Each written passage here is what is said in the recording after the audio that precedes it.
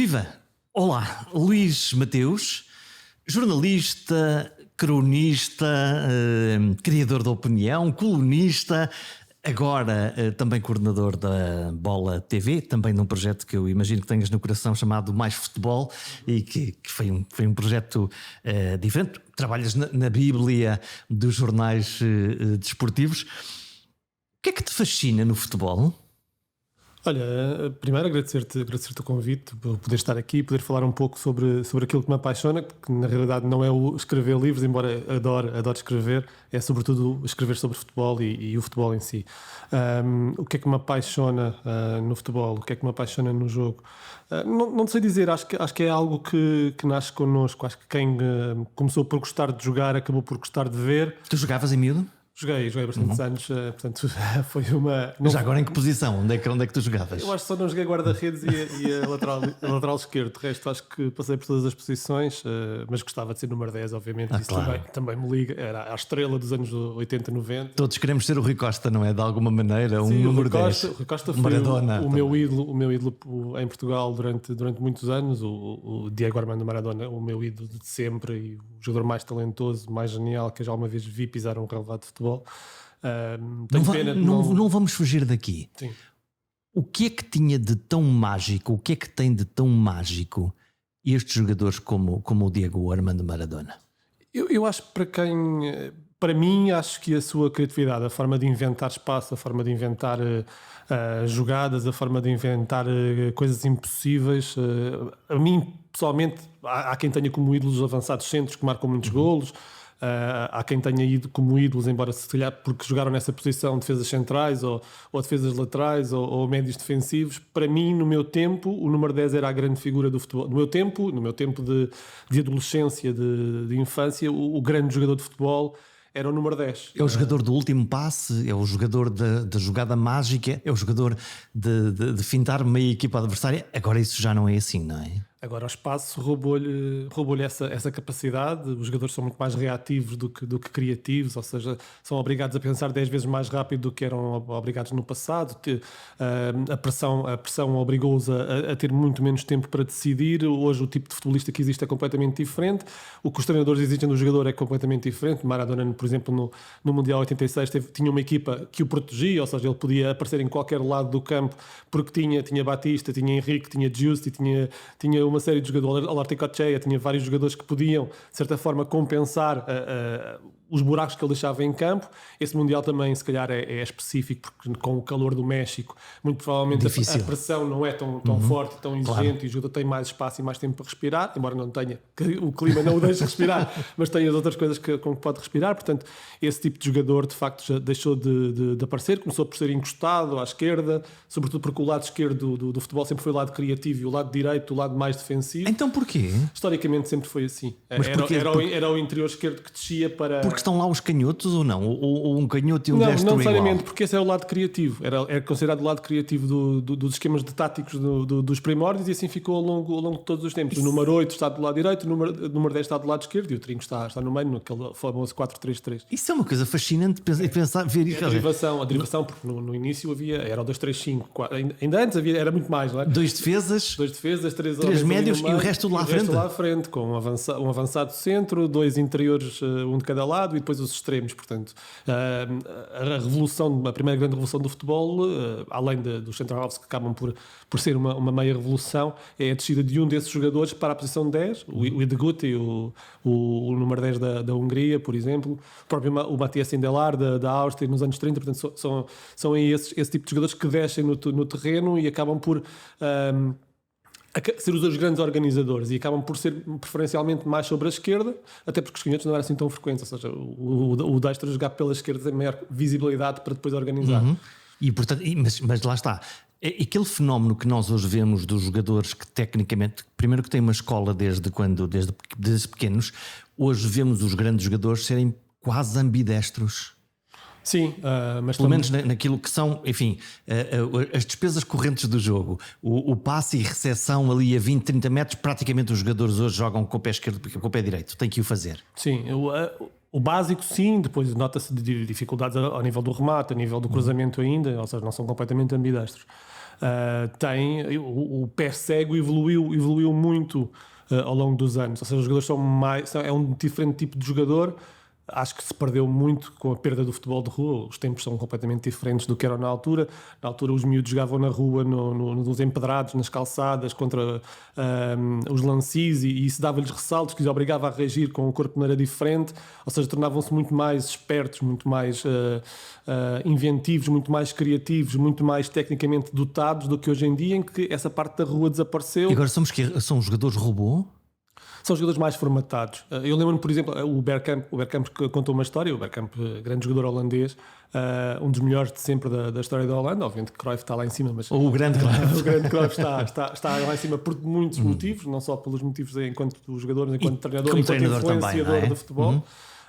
Mas o Bergkamp conta no seu livro o Speed and Stillness que muito do que ele aprendeu daquela capacidade técnica devia-se a ter uma bola contra a parede e perceber como é que ela ressaltava e como é que ela vinha para os pés dele. Isso ele tem um golo impossível marcado ao Newcastle que eu ainda não consegui perceber hoje em dia. Já o tentei escalpelizar 1000 vezes. Contraria a lei da física? Contraria completamente a lei da física, porque a abordagem que ele tem ao efeito da bola é completamente contra a natura. É possível descrever este golo? Tens isto, lá está, isto é um podcast com imagem, sem imagem, mas Acho que só vendo, porque eu próprio não consigo descrevê-lo muito bem, mas ele recebe uma bola à entrada da área, depois domina com a parte interior do pé, mas de costas para a baliza, e o ressalto que faz, a bola contorna o defesa, ele vai buscá-la do outro lado e ainda consegue finalizar. Ou seja, é uma coisa, só vê mesmo vendo, é pesquisar. uma coisa, um automatismo. Sim, talvez, não sei explicar. Eu acho que ele próprio não conseguiu muito bem explicar. Ele nem considera o melhor gol da carreira dele. Para mim é claramente o melhor gol da carreira dele. Não é que tenha visto todos, mas para mim, dos que vi, É claramente melhor. Para ele é o da Holanda no Campeonato do Mundo, Sim. em que recebe com o pé direito um passe pesadíssimo do De Boer de lá de trás. E cruza a bola para dentro da baliza. Sim, esse eu tenho na minha memória. Hoje no futebol, o meu filho mais novo, 13 anos, joga futebol, defesa central, e preocupa-me uma coisa que está tudo muito formatado. Os defesas que não sei o quê, os laterais que não sei o que mais, os médios, e aquela coisa que é o estímulo ao erro, o estímulo à criatividade, parece não estar no jogo. Os jogadores abordam os jogos já com planos estruturados. Ou seja, tu fazes isto e tu fazes aquilo. Tu fazes isto e tu fazes aquilo. Se ele fizer isto, tu fazes isto. Se acontecer isto no jogo, nós reagimos assim. Ou seja, aliás, nós olhamos para... Se calhar é uma ideia um bocadinho redutora, mas nós olhamos muitas vezes para os adjuntos e vimos os planos de jogo que eles têm ali. O que é que ele já tem escrito nessas folhas? As folhas, exatamente. Tu vais ser esta bolinha neste campo e os teus colegas vão ser estes. Portanto, basicamente é o que eles pedem ao jogador, é muito mais visível para eles do que estás a explicar. Olha, tu ali no meio campo que não consegues ver, não é? Portanto, faz-me um desenho, não é? É, o desenho, exatamente um desenho. Ou seja, há isso tudo. Eu posso te contar, por exemplo, o meu filho fez toda a sua formação no futsal. Este ano passou a sénior. E mais rápido, não é? Aquilo, o jogo muito mais intenso. É isso. Muito formatado, ou seja, obriga-te, o erro é muito mais penalizador, obriga-te a estar muito mais em jogo, ou seja, é verdade que podes compensar o erro, mas toda a gente está a jogar sempre muito depressa, a passar a bola muito rapidamente e a mover-se muito rapidamente. A verdade é muito mais pequeno do que no futebol, de 11, e ele sentiu necessidade agora de parar, passou a sénior, e eu achava que ele ia continuar a fazer o seu percurso, e disse, eu vou parar um ano porque eu preciso de me preparar porque eu quero jogar futebol 11. Ou seja, quer tentar o futebol 11. Diz que não se importa, diz que não consegue viver no futuro sem experimentar o futebol 11.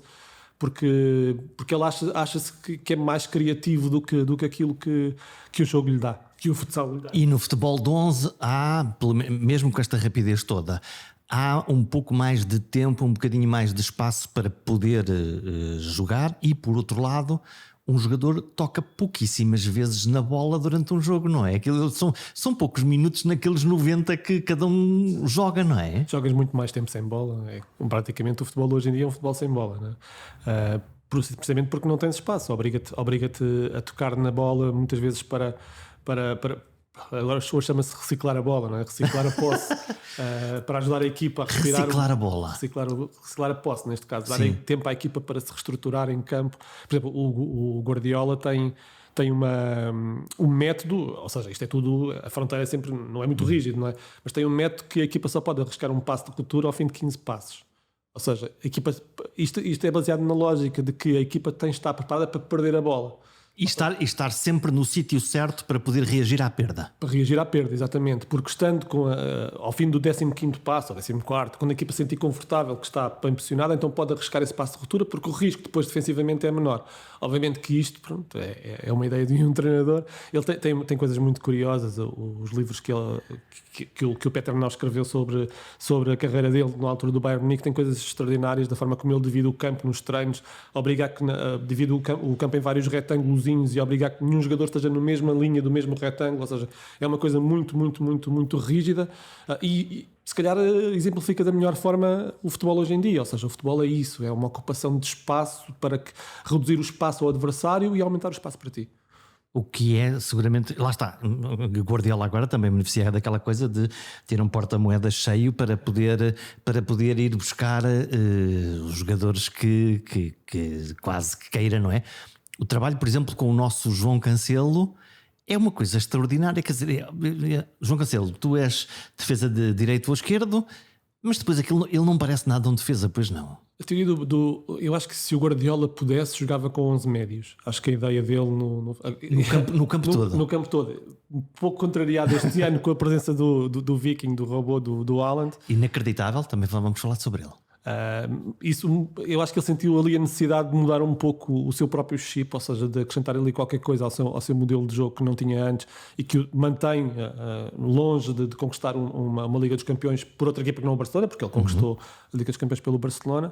Agora, a verdade é que tu hoje em dia não fazes nada sem os jogadores são fundamentais e a grande diferença, e muitas vezes nós vemos isso este ano com algumas intermitências, dado alguns bons percursos, sobretudo do Benfica na Liga dos Campeões, mas geralmente os mais bem pagos são os melhores precisam de menos para decidir bem. Na média é assim, não é? Na média é assim. Portanto, eles precisam de muito menos oportunidades para te ferir, tu precisas de muito mais porque os teus jogadores são inferiores em alguns momentos, seja na recepção, seja na finalização, seja no momento defensivo, faz ser penalizado em algum momento porque eles precisam de muito menos do que tu para ferir. E portanto as diferenças são grandes.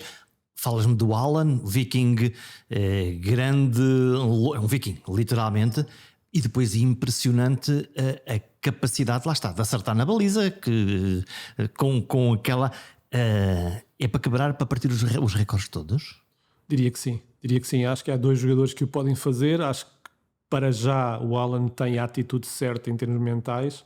Acho que o Mbappé, a outra... Mais criativo? Diferente, explosivo, faz-me lembrar muito. Eu acho que há muita gente que o compara a Thierry Henry, mas eu comparo muito a Ronaldo Fenómeno, se calhar sem o mesmo virtuosismo técnico a nível de 1 para 1, muito mais na velocidade do que na potência. Sim.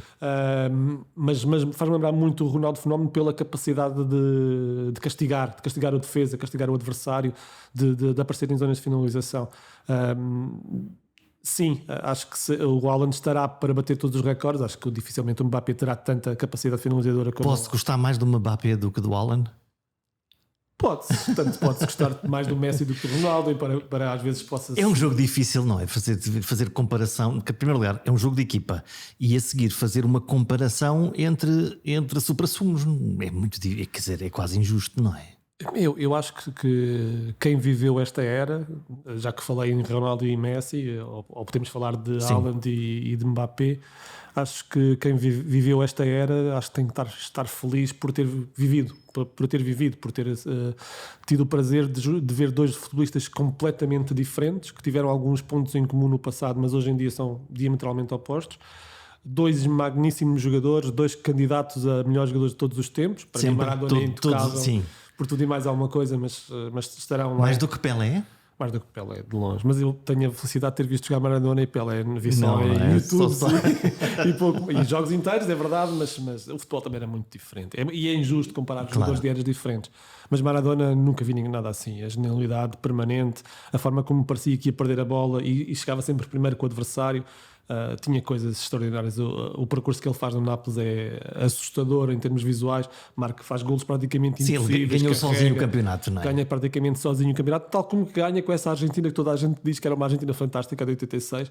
E não era nada disso. Não era nada disso. O Burruchaga, que era um jogador que marcava mais gols, era um médio ofensivo, portanto partia de trás. O Maradona dava por todo lado e o Valder era um operário, tal como o Serginho Chulapa no Mundial de 82, embora com maior E o conjunto de facto depois fez esse clique e aquela equipa funcionou e ganhou. Sim, há uma revolução sobretudo tática, apesar de eu não ser grande fã do Bilardo. Acho que o Bilardo tem a capacidade de perceber que só vai lá com o número 10 como Maradona protegendo, ou seja, tendo ali, tal como se calhar o Milan fez a certa altura com o Pirlo, em que há pouco estávamos a falar dos refúgios do número 10. O Pirlo era o número 10 que baixou no terreno, ou seja, não jogava na esquerda nem na direita, jogava muito mais atrás e tinha à frente um tridente para fazer a barreira, como tornando ele próprio um quarterback, porque tinha uma barreira à frente. Era o lançador. Era um lançador, tinha o Seedorf, que pronto, é um bocadinho injusto considerar uma barreira, mas também tinha essa capacidade física, tinha o Gattuso, que era um batedor, e ainda tinha o Ambrosini, que era para cortar as bolas. Portanto, obviamente que sim. Isso parecia uma tática de quase dos romanos antigos, quer dizer, para tentar bloquear qualquer evolução. Mas em relação à Argentina, obviamente que há mérito ali do Bilardo. Ele é o primeiro a meter médios em vez de laterais naquele 3-5-2 da Argentina, ou seja, é o primeiro a fazê-lo. Taticamente a equipa não depende muito do seu rei, é uma equipa defensiva e de transição, completamente contrária à de 78 e do Menotti, seu grande rival na Argentina em termos filosóficos. Mas tem aqui algum mérito, mas percebeu que tinha que proteger o seu 10 e acabou por levar. Essa era dos anos 90 é genial. Olha, e o nosso 80 neste caso, 90 porque já estou a olhar para a Itália dos anos 90 do Catenaccio, do jogar à defesa. Isso é antes. Essa Itália tinha uma grande estrela irritante modo de jogar. O Catenaccio. Ou não? Ou a ti fascina-te? Infelizmente só vi em YouTube e algumas versões, algumas que não se podem dizer. Vamos jogar para o empate e a ver se a bola depois cai lá e marcamos um golo. Acho que o Catenaccio teve uma evolução que não se fala muito ao longo da história, que foi a passagem do Catenaccio puro com o ferrolho atrás dos defesas.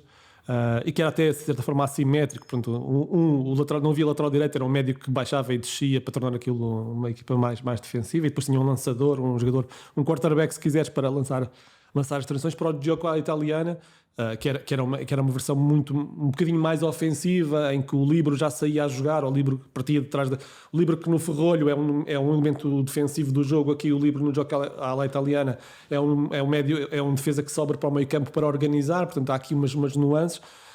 Se me fascina ou não, fascina-me todos os modelos de jogo. Há pessoas e há jornalistas, há críticos que olham para o tiki-taka, ou se quisermos o ataque posicional do Guardiola. Não gosta muito da expressão tiki-taka, porque acha que é posse de bola só por posse de bola, e ele acha que o futebol dele é um bocadinho mais era aquilo que o Barcelona fazia, de pegar na bola e rendilhá-la sempre. Ele acha que o Barcelona do seu tempo não é tiki-taka. Não era isso. O tiki-taka é uma versão diferente, que não tem o objetivo de chegar à baliza. Ele acha que as suas equipas têm o objetivo de chegar à baliza. E já agora uma coisa curiosa, Guardiola é provavelmente um bom exemplo, se calhar o melhor exemplo, de um treinador que é um grande comunicador. Isto é, ele não fala só de futebol, mas ele consegue fazer-me entender o que é que está na sua cabeça, não percebendo nada de futebol. Sim, deixa-me só completar, ou seja, só para te responder à tua pergunta anterior, ou seja, gosto tanto do teu ataque profissional como do ataque em transição, que é a sua antítese, ou seja, o ataque de transição rápida das equipas alemãs, que foram antítese ao futebol do Guardiola. Gostas da variação? Gosto muito de ver coisas novas no aspecto tático, na evolução tática. Hoje em dia toda a gente ataca e defende da mesma maneira, ou seja, o Guardiola já não é propriamente o paradigma.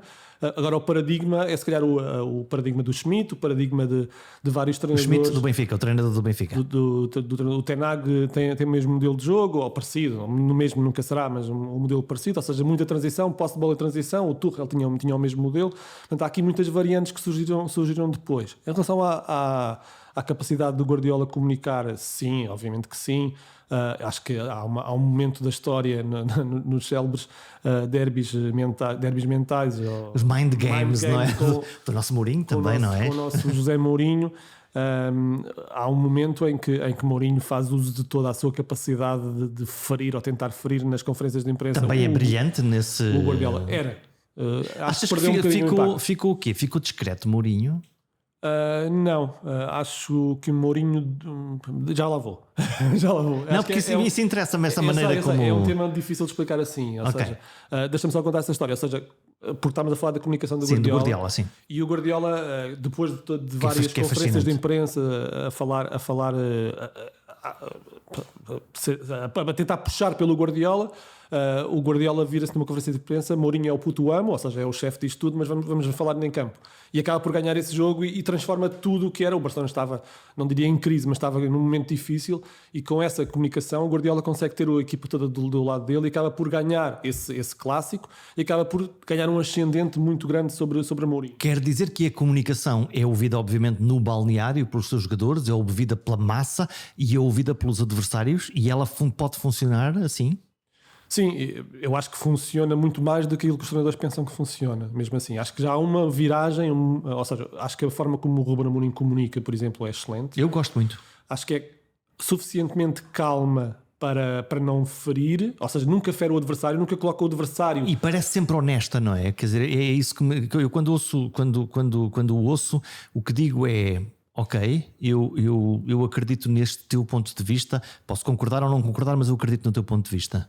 Sim, o que eu acho sobre Amorim, eu acho que houve um momento em que eu achei que o Amorim podia ter sido um bocadinho mais meter tudo em cima da mesa, ou seja, dar um murro na mesa, e achei que ele não o fez, e acho que ele podia ali ter ganho uma equipa diferente. Não mais foi sal, altura, mais sal e pimenta. Um bocadinho mais sal e pimenta, porque acho que o teria beneficiado numa altura em que o Sporting até estava, não é nesta época, foi numa época passada, em que o Sporting até estava a perder pontos. Eu acho que ele podia ter ganho ali qualquer coisa, mas de resto acho que é honesto, acho que comunica bem, acho que não deixa casos por resolver. Elogia as outras equipas e a maneira como elas se posicionam e como elas estão. E o mais importante é que não dá nenhum soundbite para que os adversários coloquem nas portas do balneário, ou seja, tem esse cuidado permanente. Vou humilhar, vou usar amanhã no jogo, pumba, toma lá no balneário, que é para irritar a outra equipa. Há pouco falávamos do Cruyff. O Cruyff, quando perde aquela final da Liga dos Campeões contra o Milan do Capello, praticamente tem uma comunicação a ferir o adversário, fala do DZI, da contratação do DZI, e diz que nós fomos buscar avançados e o Milan foi buscar defesas, e por isso nós não temos, eles não vamos lhes dar hipótese nenhuma, e depois leva 4 na final da Liga dos Campeões, e por isso revela logo o impacto que a comunicação pode ter num jogo, num campeonato, numa equipa. Tivemos exemplos aqui, eu acho que o próprio Jorge Jesus, acho que é inegável naquele relacionamento, ou na questão do Ferrari com o Rui Vitória. Acaba por, eu acho que o Sporting dificilmente perderia aquele campeonato se a comunicação não tivesse sido boa.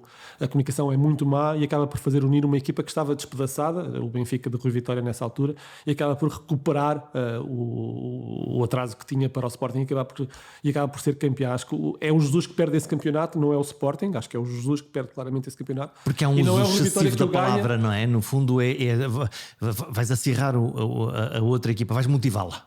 Sem querer. Motivá-la, vais unir aquilo que se calhar já não poderia ser unido de outra forma. Portanto, acho que isso é... A ideia do inimigo lá fora, e por isso vamos todos unir-nos para resolver aqui este problema. Sim, um pouco, ou seja, o Mourinho deixou de descambar um bocadinho, há pouco falávamos do Mourinho, deixou de descambar um bocadinho o discurso, parece-me, para esse lado, em que qualquer jogo que perca, ou 90% dos jogos que perde, a culpa é do árbitro, a culpa nunca é dele, é sempre dos jogadores que treina. Hoje em dia, os jogadores é que ganham os jogos, o treinador não ganha os jogos, pode ganhá-los, mas não os ganha. E esse discurso não passa, pois não? Quer dizer, aquela ideia de que há sempre um culpado, que não sou eu, mas é outro. O Mourinho pré-Real Madrid, ou seja, eu assisti a um abraço que eu não estaria à espera, porque eu estive presente na final da Liga dos Campeões de 2010, que o Mourinho ganha, o Inter do Mourinho ganha ao Bayern Munique do Van Gaal, e vim cá fora, porque estávamos todos à espera da presença do Mourinho na conferência de imprensa.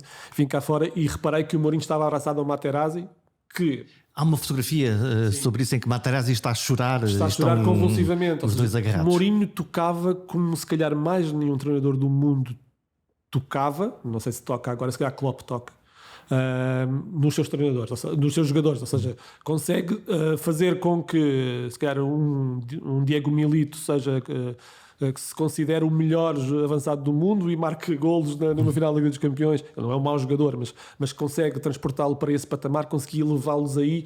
E eu acho que esse relacionamento que ele tinha já não o tem tão bem. Essa ligação emocional? Essa ligação emocional, a capacidade de transformar um grupo de jogadores de classe média alta em jogadores estratosféricos. Essa capacidade eu acho que ele já não a tem. Obviamente que hoje em dia treinar a Roma não é a mesma coisa que treinar aquele Chelsea ou treinar o Inter de Milão, é outra coisa. Que tinha a mão de Mancini antes, é preciso não esquecer. Exato, e ele aproveitou esse trabalho e a seguir faz essa ligação emocional e ganha a Liga dos Campeões, que é um feito enorme para o Inter, atenção. Vamos ao emocional dos emocionais, vamos ao norte do país. Sérgio Conceição, claramente emoção pura e dura. Quer quando está zangado e se nota muito que está zangado, quer quando está apaixonado e se nota muito que está apaixonado. E eu quero imaginar que a relação com os jogadores e o que lhes cobra deve ser pesado, digo eu. Eu acho que os próprios casos que não foram públicos, a questão do Danilo naquela consideração no Algarve, a questão do Sérgio Oliveira na primeira fase em que o empresta ao PAOK, o relacionamento com o Nakajima, que acaba por não vingar, embora possa também haver problemas do próprio médio japonês. Não. A verdade é que ele depois também não conseguiu recuperar o elan que tinha quando foi contratado. Mostra que é uma exigência máxima. Isso não quer dizer que seja mau. Parece-me é que a certos momentos pode ser muito desgastante. A verdade é que a renovação permanente do plantel, como tem existido, também o facilita este trabalho, porque os jogadores não estão permanentemente sempre a ouvir o mesmo treinador, porque senão é um stress muito grande também para os próprios jogadores. Mas isso era igual ao Jesus. Do Jesus dizia isso mesmo. Porque uma coisa é, ok, vamos jogar um Liga dos Campeões com uma equipa que vai ao racha. Outra coisa é todos os jogos do Campeonato Nacional, todas as semanas, ter esse nível de exigência? Sim, é complicado. Eu lembro-me que... Cansativo, se calhar, não? É muito cansativo para os jogadores ao fim de 1 ano, 2 anos. Por isso é que eu disse, quando tu tens o teu plantel a ser renovado com constância, não é que ele o queira, porque são as circunstâncias. Sim, mas olhamos para o Vitinha do PSG sendo do Porto e quer dizer, podemos ficar com pena que ele não joga no Campeonato Português, mas obviamente um jogador daqueles não há maneira de o manter no Campeonato Português. Não, e eu até acho que a afirmação do Vitinha foi mais embirração, ou seja, a afirmação não tão precoce do Vitinha foi mais embirração do Sérgio e propriamente o problema do Vitinha, porque o que o Vitinha faz hoje em dia não é muito diferente daquilo que fazia. Ele pode tentar demonstrá-lo por várias razões, a dizer que hoje em dia é muito mais agressivo nos treinos, é muito mais agressivo no momento defensivo, mas para mim este Vitinha é o mesmo Vitinha que existia, se calhar o da Youth League, obviamente com um contexto diferente. Claro, cresceu, não é? No fundo. Cresceu, ganhou ali um embalo, ou seja, não parece que seja por aí. Mas sim, não podes garantir que esses jogadores continuem durante muito tempo e provavelmente, se calhar, no fim da próxima época haverá mais jogadores do Futebol Clube do Porto, tal como do Benfica. Sim. Há vários jogadores que sairão de certeza, tal como do próprio Sporting, porque é impossível tu conseguires, ainda mais nesta fase pós-pandemia. E agora Mundial que aí vem. Agora, mundial, sim. Olho agora, quer dizer, está-me na memória, foi ontem, no dia anterior ao que estamos a gravar. Deixa-me só dizer em relação ao Sérgio. Eu adoro o Sérgio, acho que o Sérgio nem sempre comunica bem. Acho que muitas vezes a comunicação dele... Para um jornalista deve ser uma maravilha ter um Sérgio à frente para responder ou não? Não, eu gosto muito do Sérgio, não quando ele fala. Eu gosto muito do Sérgio quando ele fala. Não quer dizer que não gosto quando fala, mas gosto quando ele responde em campo. Ou seja, gosto quando ele muda a sua equipa, quando reage taticamente. E ele consegue fazer isso, não é? Eu acho que ele tem provado, época após época, que é cada vez melhor treinador. Acho que o que ele fez em contexto de Liga dos Campeões, em dados momentos, não quer dizer que esta época ele recuperou aqui as duas derrotas iniciais, ainda está com probabilidades de seguir em frente, mas houve aqui alguns abanões já esta temporada, mas num passado recente, o que ele fez em algumas descobertas táticas não é para qualquer um, ou seja, é alguém que não está muito assente numa ideia, ou seja, procura estar sempre a evoluir. Está em aprendizagem, não é? Acho que está em aprendizagem, acho que procura coisas novas, procura respostas novas. Não quer dizer que todas funcionem, mas acho que isso é o que um treinador deve fazer. Ou seja, não estar muito pegado. Eu nem falo muito no 4-2-3-1 ou do 4-3-3 ou do 4-4-2. Isso conta? Essas coisas contam? O 4-2-3-1, o 4-3-3 e por aí fora? Isso conta para alguma coisa? Eu acho que é o teu ponto de partida. Porque eles depois mexem-se, não é? Muito. E quanto mais mexerem, pior para o adversário, em teoria. Eles não estão lá fixos, não é? Quer dizer, 4 defesas, sim, mas 4 defesas a atacar não são 4 defesas. Uma equipa como o Porto, por exemplo, ou como a Seleção Nacional, ficam lá 2, não é? 3 no máximo, depois o resto. A Seleção Nacional até fica o Bernardo Silva. Todos ficam. Olha, vamos. Era uma piada. Vamos falar sobre isso. Quer dizer, que lá está, como eu não percebo de futebol, posso falar disto à vontade. O Fernando Santos desespera-me. A minha sensação é ele tem um conjunto de jogadores muito interessante. Ele claramente sabe de futebol, obviamente, não é? Quer dizer, não há nenhuma questão sobre isso. Mas depois treina uma vez 2 dias e depois os jogadores jogam, e a minha sensação é: porquê é que prende os jogadores? Porquê é que aquilo não flui? Às vezes flui. Olha, não sou um adepto de Fernando Santos, e acho que quem lê as coisas que eu escrevo em termos de opinião... Que lógica é aquela? Não sei, eu acho que Fernando Santos ficou certamente marcado pelo seu passado na seleção grega, após Otto Rehhagel. Otto Rehhagel ganha com a seleção da Grécia o Euro 2004. Estava lá em 2004 no Estádio da Luz. Estava lá para chorar durante anos, não é? Mas na realidade ganharam-nos 2 vezes em 3 semanas. Sim, no Porto, Dragão e depois Porto, cá. Portanto, chamar isto uma coincidência? Não é coincidência, até porque quem viu o jogo percebe que se calhar a Grécia esteve mais perto, apesar de não ter um volume tão ofensivo quanto isso, em termos de oportunidades, se calhar teve mais oportunidades até que Portugal. Portugal não conseguia sair ali um bocadinho do buraco, como nós costumamos dizer. Foi bloqueado completamente, mentais, não é? Sim, taticamente e mentalmente, a partir do momento em que há 1-0, a equipa bloqueia completamente. Lá é abaixo. Sim. Estamos a falar da equipa de Rui Costa, Deco, Figo, Ronaldo, Maniche, sim. Quer dizer, não faltava propriamente qualidade, não é? Mas eu acho que nós andámos e eu acompanhei esse processo todo, andámos durante décadas a falar que nos faltavam 30 metros. Jogávamos sem baliza. Passa. Jogávamos com 2 médios ofensivos, ou 2 falsos 9, ou 2 falsos 10, o que tu quiseres, e jogávamos ali a tentar marcar golos sem saber como. Hoje em dia temos ponta de lança, temos vários pontas de lança, alguns a jogarem nos melhores campeonatos do mundo. Temos vários médios criativos, também não é por aí. Quem tem João Félix, quem tem Bruno Fernandes, quem tem Vitinha, que falávamos há pouco. Dá para fazer 2 equipas. Dá para fazer 2 equipas. Tens extremos esquerdos, tens o Rafael Leão numa forma inacreditável. Tens o Bernardo Silva, que joga numa das melhores equipas de Pep Guardiola, né? Do mundo.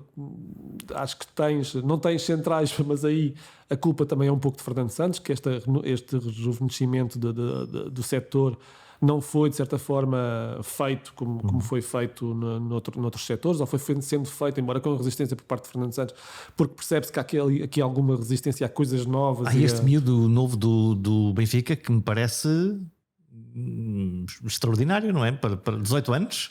Sim. Eu de António Silva posso dizer aquilo que disse depois dos primeiros treinos na pré-época. E o que é que te pareceu? E eu disse, atenção, este miúdo já ocupou o lugar que era do anterior defesa que vinha da formação, portanto do Tomás Araújo. Já tinha tomado essa posição. O Tomás Araújo já entrava nas segundas partes, sempre estava a ganhar ali algum fôlego. Ao fim do segundo jogo, ao fim daquele cartão amarelo no Bessa, eu pensei que poderia abanar um bocadinho, até porque foi muito cedo no encontro, mas ele conseguiu reativar-se mentalmente e fazer uma excelente exibição. A partir desse jogo, eu disse: o Benfica tem ali o seu melhor central deste plantel, de longe. Faz tudo melhor do que todos os outros. E neste último jogo comete um erro, faz um penalti. Os erros fazem parte. E mantém-se sim, mentalmente sereno. Eu acho que tem a humildade que é preciso nestas alturas. Acho que ainda não lhe subiu à cabeça, o que é ótimo. Sim. Acho que tecnicamente é um jogador muito interessante para os tempos modernos. Ou seja, um jogador com a bola no pé, que vai com a bola, não é? Um jogador com bola no pé, faz passe vertical, faz passe longo, faz passe diagonal longo. É um jogador rápido, embora não seja dos jogadores mais rápidos do mundo. É um jogador relativamente rápido numa equipa que joga com defesa de subida como o Benfica. E tem que correr para trás quando mete a bola nas costas. É um jogador que controla muito bem a profundidade. Está sempre a ler os erros do Otamendi. Peço desculpa, mas o Otamendi, para mim, comete erros mais para a categoria ou pelo estatuto que tem no plantel. Para mim, a dupla de centrais, quando Morato voltar, já seria António Silva e Morato. Mas estes jogadores jovens beneficiam de ter ao lado velhos leões, apesar dos erros ou não? Ou achas que isso é um processo... Eu acho que há coisas que o Otamendi dá que poucos dão. A mim faz-me sempre lembrar, e eu vou pôr muitas aspas aqui que é para não ser mal interpretado, um central de equipa pequena. E digo isto porquê? Porque é um central que está constantemente a ir ao desarme, é um central que não tem uma leitura sem bola, ou seja, procura sempre o contacto com a bola, procura sempre o desarme. É ótimo para as bancadas, porque todas as bancadas o adoram. Porque o central raçudo, aquele que vai lá, guerreiro. Não deixa passar ninguém, vai o carrinho, as bancadas adoram, mas depois para quem está a analisar, depois nós vemos ainda no jogo com o Rio Ave, ele sai muito à frente, ou seja, tenta pressionar muito à frente e descobre. E o risco é grande. E o risco é muito grande. Não é um erro de um central maduro, ou seja, um central maduro não faz aquilo naquele momento, expõe completamente a equipa e o Rio Ave passa a vencer por 1-0. Isso é mau. E até se calhar o António Silva fica um bocadinho mal na fotografia porque é obrigado a compensar, mas depois não há ninguém que compensa o António Silva. E acontece. Porque não está lá o António uma equipa é isso, não é? E claro, agora está lesionado Pepe, 40 anos, extraordinário. O que é que ele comerá? O que é que... Não sei, eu acho que temos de nos habituar para que Pep seja cada vez mais isto, tal como Ronaldo vai ser cada vez mais isto. Não dá para... A energia não chega para tudo, não é? Não, e os jogadores são diferentes, ou seja, obviamente que o que é exigido a um avançado não é o mesmo que é exigido a um defesa, ou um central, ou mesmo entre um lateral e um central, não é, as coisas não são iguais em termos de exigência. Acho que o Pepe tem um trabalho físico por trás enorme, mas a idade não perdoa. Sim, claro. Eu também posso dizer, ainda fui jogar aqui há dias e as coisas não correram bem. A minha cabeça tem 18 anos, o meu corpo tem quase 50. Não dá, não é? Dá. E mesmo que fisicamente já não. Olha, qual é a tua perspectiva ou a tua antecipação de como é que as coisas podem correr a Portugal neste Mundial? Olha, fizeram-me a mesma pergunta ontem. Raio, a pergunta não era original, mas estamos todos a pensar nela. Não é? Fizeram-me e eu vou-te responder assim. Para já, deixa-me só responder em termos gerais. Acho que este Mundial é uma novidade, é no inverno. Se bem que para eles o inverno é uma coisa diferente do nosso. Mas com as equipas e com os jogadores não cansados, mas em picos de forma, não é? No fundo podem chegar lá. Mas com as seleções menos bem preparadas, ou seja, menos tempo para preparar um campeonato do mundo, é chegar e jogar praticamente, ou seja, o trabalho todo teve que ser feito antes. O que está feito, está feito. O que está feito, está feito. O que me parece que poderá ter efeitos bons e maus, ou seja, acho que poderá dar um pouco mais de liberdade, de jogadores renegados, se quisermos, mais rebeldes, de rebeldia, que era a palavra que eu procurava, no Campeonato do Mundo, ou seja, as equipas vão ser mais dependentes do que os jogadores fazem em campo, da forma como se ligam em campo, do que propriamente do trabalho tático. Isso poderá ser bom em termos de espetáculo. Acho que poderá ser mau para algumas equipas que têm esse trabalho tático como fundamento maior do seu jogo, ou seja, se calhar Portugal, há pouco falávamos de Portugal, se calhar não vai ter tanto tempo para preparar defensivamente este Campeonato do Mundo, que poderá ser arriscado, porque é uma equipa que é muito sustentada atrás, ou seja, procura sempre muito coerente. Guarda-redes temos agora dois extraordinários, não é? Sim, Diogo Costa está a apontar para coisas muito acima daquilo que nós estamos a imaginar. Em janeiro já não está cá, não é? Não, eu acho que em janeiro ainda estará, dificilmente depois. Mas um guarda-redes que defende como ele defende, com a serenidade com que defende, e a seguir joga a bola como se fosse um médio com passes a 50 metros, quantos temos no mundo? A questão foi colocada aqui há uns meses, se Rui Patrício era melhor ou não que o Diogo Costa. E a tua resposta? A minha resposta foi, não sei que o Diogo Costa será muito melhor jogador, muito melhor guarda-redes do que Rui Patrício foi até agora. Ou seja, e será provavelmente. Portanto, em condições normais em que os dois estejam a defender a mesma coisa, é uma mais-valia ter um jogador que depois incorpora essa capacidade de colocar uma bola a grande distância e em profundidade. Não é só isso. O Rui Patrício, se calhar, devemos-lhe muito do que foi o Euro 2016. Se calhar em partes tudo, iguais em relação até mesmo com Fernando Santos. Queres fazer um 11? Quem é que é o teu 11? Não é quem é que é o teu 11. Isso se calhar é injusto. Quem é que tu achas que é o 11 que Fernando Santos está a pensar neste momento, se tiver disponíveis os jogadores todos? Não sei, acho que o William Carvalho vai ao Mundial. É tipo, na lista de titulares, nos jogos todos, William Carvalho. E... Não, é que ele até está em boa forma, mas eu acho que não se justifica. Eu acho que com o meio campo, com os elementos criativos que tem no meio campo hoje em dia, não justifica que o William Carvalho seja um elemento preponderante na seleção. Não quer dizer que não possa estar nos 23 ou nos 26 se quiseres. Eu acho que já não deveria estar, mas isso é uma questão minha. Mas eu acho que vem muito do pensamento de Fernando Santos. Fernando Santos falou de William Carvalho e disse que para ele o William Carvalho é um 6, um 8 e um 10. Eu não consigo ver 10 nem 8 nele, portanto para mim é um 6. O que restringe logo aqui a abordagem são completamente diferentes. Os treinadores têm uns jogadores fetiches, não é? Quer dizer, têm uns jogadores que são tipo este é o meu, este interpreta mesmo aquilo que eu penso ali no campo. Sim, provavelmente. Então começamos por trás. Quem é que é o guarda-redes? Vai ser Diogo Costa. Diogo Costa. Para ti é claro que... Para mim é claro. Acho que para Fernando Santos também não também tem que o ser. Acho que neste momento Diogo Costa ainda já por cima é da mais maneira como está a jogar, não é? Quer dizer, portanto isso também é obriga. equívoco nesta altura. Eu acho que não há ninguém neste momento que pense que Rui Patrício possa ser titular no Mundial. Então, e à frente, os dois defesas centrais, como é que é a tática? 4-3-3, 4-4-2, que é que... Do que é do Fernando Santos? Sim. Eu acho que é um 4-3-3. 4-3-3. Então quem é que são os dois do meio? Eu acho que depende de Pep. Acho que em condições normais Pep jogará sempre e o outro será Ruben Dias. Danilo vai ficar aqui um pouco de resguardo para que se aconteça alguma coisa. Admito que haja mais um central na convocatória. Eu espero que seja António Silva, porque acho que já provou o suficiente, sobretudo em contexto de Liga dos Campeões, de que é um jogador de grande futuro e já de grande presente. E estes jogadores os jogadores jovens precisam de ter, mesmo que não joguem, de ter uma experiência de competição também deste nível, logo para serem integrados, mesmo para as próximas competições. Sim, eu acho que é uma questão de presente. Eu acho que o António Silva não deve neste momento. Eu sei que a amostra é curta. Eu acho que toda a gente vai falar da amostra, que são poucos jogos, mas o que já mostrou, acho que é um jogador útil já, não pode ser encarado como um dos 26. Acho que é um jogador para apontar já. Para poder lutar por um lugar e para poder pressionar. Não vejo, ou seja, obviamente que depois há aqui questões de abordagem do treinador a cada jogo e da abordagem do treinador ao seu modelo. Se calhar o Fernando Santos prefere jogadores muito mais físicos, como Danilo, que vão muito mais aos choques, sejam muito mais fortes no jogo aéreo e não estejam muito preocupados com o controle da profundidade, porque a equipa também joga com um bloco relativamente médio-baixo. E portanto não precisam de se preocupar com isso. Esquerda e direita, os laterais. Olha, eu acho que Nuno Mendes, estando bem, acho que será um dos grandes laterais esquerdos do Campeonato do Mundo. Em termos de potencial está lá todo, agora depende também do percurso da seleção. E de potência física e de coragem e de arrojo e de descaramento.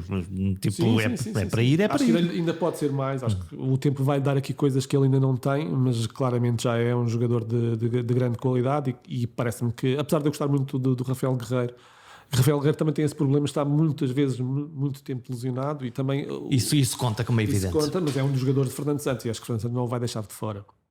Do lado direito, Cancelo por tudo e mais alguma coisa, é mais do que um lateral direito, hoje em dia é um jogador de futebol, ou seja, mais completo, pode jogar em qualquer posição. Pode fazer qualquer coisa, não é? É pena que Fernando Santos muitas vezes não aproveite coisas que ele pode jogar pode dar em determinados jogos, portanto, jogando pela esquerda como médio interior, coisas que ele já faz no Manchester City, mas será o dono do lugar. Boa resposta de Dalot recentemente. Também extraordinário, não é? Chegou, pimba, 2 golos. Estará no Mundial, acho que não há grandes dúvidas sobre isso. Médios, vamos para o meio campo. Para mim o meu médio defensivo é Ruben Neves, acho que não há grandes dúvidas em relação a isso. Mesmo com Danilo será sempre Ruben Neves. Caça as bolas todas, põe a bola em qualquer sítio e tem uma rotação inacreditável. Acho que pela forma como tu deves jogar, porque para não seres uma soma de jogadores, mas seres uma equipa e tu quereres controlar o jogo e não ser reativo ao jogo, precisas de um jogador que trate a bola como o Ruben Neves trata. Não como o William Carvalho trata, não como o Danilo trata. Precisa de um jogador que seja eficaz no momento de defensivo. Não quer dizer que tenha de ser forte nos duelos, tem que ser forte posicionalmente, e Ruben Neves é isso. E tem que ser de bom de bola depois na construção, na saída. Tem os outros dois? Olha, Bruno Fernandes acho que é inequívoco também. Acho que terá que subir um bocadinho os níveis que tem na seleção nacional, mesmo que este Manchester United não... Tem que chegar à frente. Tem que chegar um pouco mais à frente. Eu jogaria com Bernardo Silva no meio. Dificilmente Fernando Santos o fará, acho que também pela falta de ideias para o lado direito.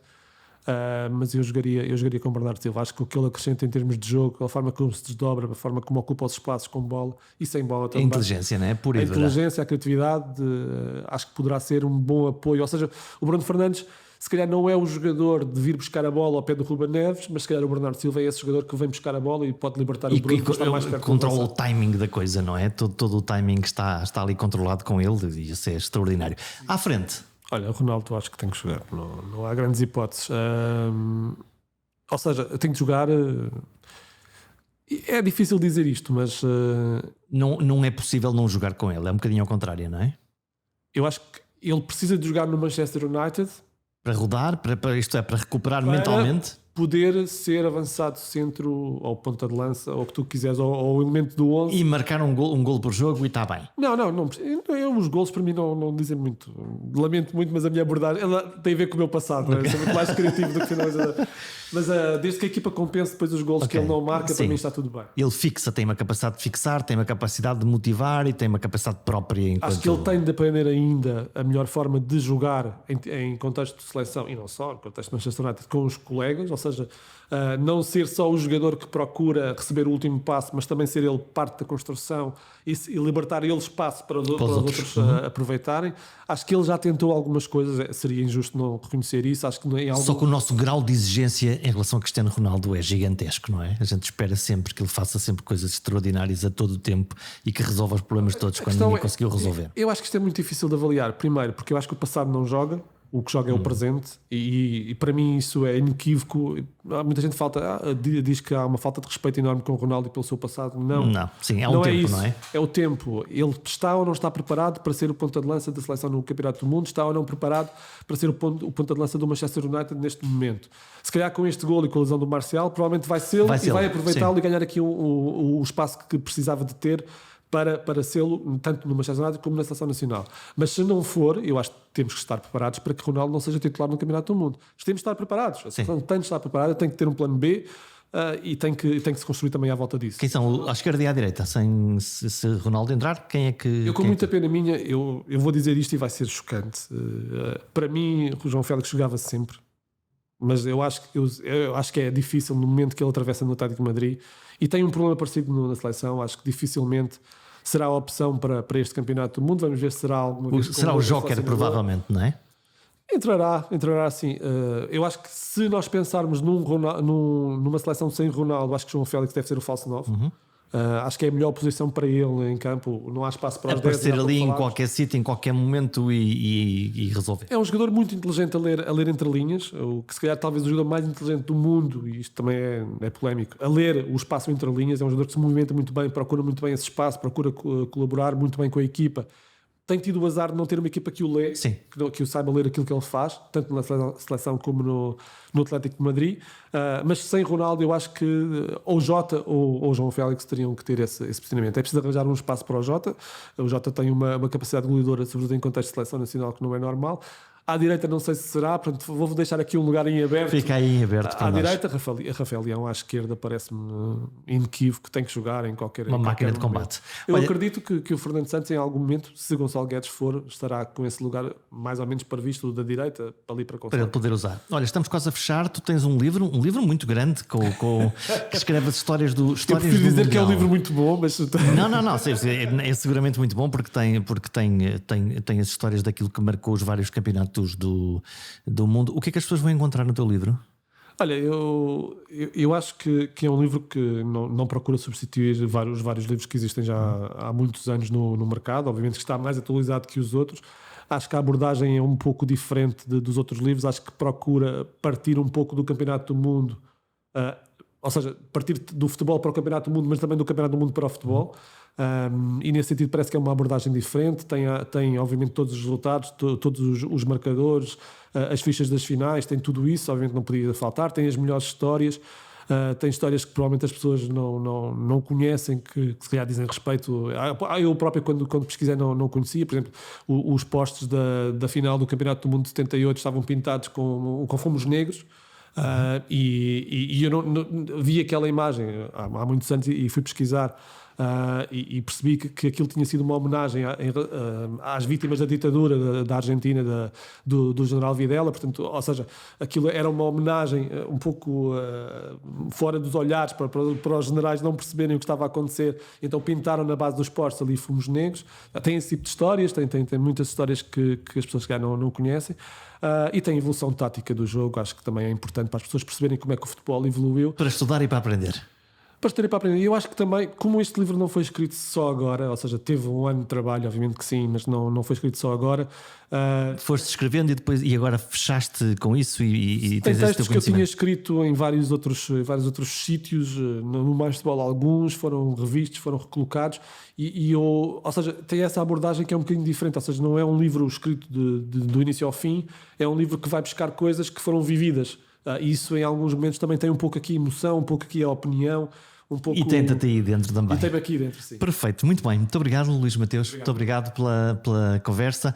Boas leituras, bom sucesso e a ver se Portugal tem sucesso no Mundial. Vamos ver, vamos esperar que sim. Obrigado. Obrigado.